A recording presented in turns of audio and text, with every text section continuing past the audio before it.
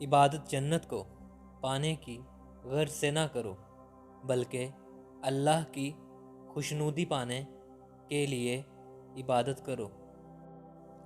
میں یہ دعا نہیں کرتا کہ دشمن مر جائے، میں یہ دعا کرتا ہوں کہ دوست زندہ ہو جائیں۔ دوسروں سے اچھائی کرتے ہوئے سوچو کہ تم اپنی ذات سے اچھائی کر رہے ہو۔ مہمانوں کی خدمت کے لیے اسراف بے جا نہ کرو۔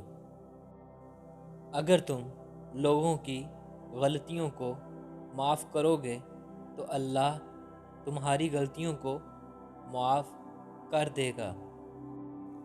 جب کوئی بندہ کسی عورت پر بری نیت سے نظر ڈالتا ہے، وہ اپنے دل میں اس سے زنا کر چکا۔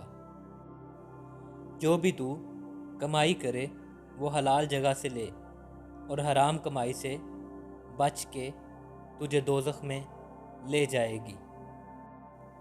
اللہ تعالیٰ کی اطاعت کے سوا انسان سعادت مند نہیں ہوتا، اور اس کی نافرمانی کے سوا بدبخت اور شقاوت مند نہیں ہوتا۔ جو مصیبت دوست کی جانب سے آئے اسے صبر و تحمل کے ساتھ برداشت کرو۔ گفتگو سے سمجھ بوجھ میں اضافہ ہوتا ہے، لیکن خاموشی اور تنہائی میں رہ کر لوگ عظیم ذہن بنتے ہیں۔ جو بندہ صرف اور صرف اللہ کی رضا کے لیے کوئی کام کرتا ہے، اس کا اجر و ثواب وہ ضرور پاتا ہے۔ انصاف پر چلنا بزرگی کی نشانی ہے، اور فضیلت کی جامع صفات کو حاصل کرنا کامل شرافت کی علامت ہے۔ دعا میں بڑی قوت ہے۔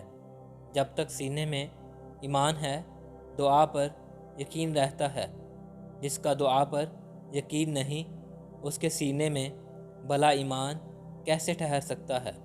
اللہ سے ہمیشہ یہ دعا کرنی چاہیے کہ وہ ہمیں ہماری دعاؤں کی افادیت سے مایوس نہ ہونے دے۔ یہ لوگ کیسے بے خبر سو رہے ہیں، کسی کو اتنی توفیق نہیں ہوئی کہ اٹھ کر 2 رکعت اللہ کے حضور سجدہ ریز ہو جائیں۔ اچانک آدھے سر کا درد شروع ہونے لگ جائے تو سمجھ جائیے تمہاری عمر بہت لمبی ہوگی۔ زیادہ بڑھنے والا مال وہ ہے جس سے تو آخرت کو خریدے، اور جس کی سب سے جلد سزا ملے گی وہ جھوٹی قسم ہے۔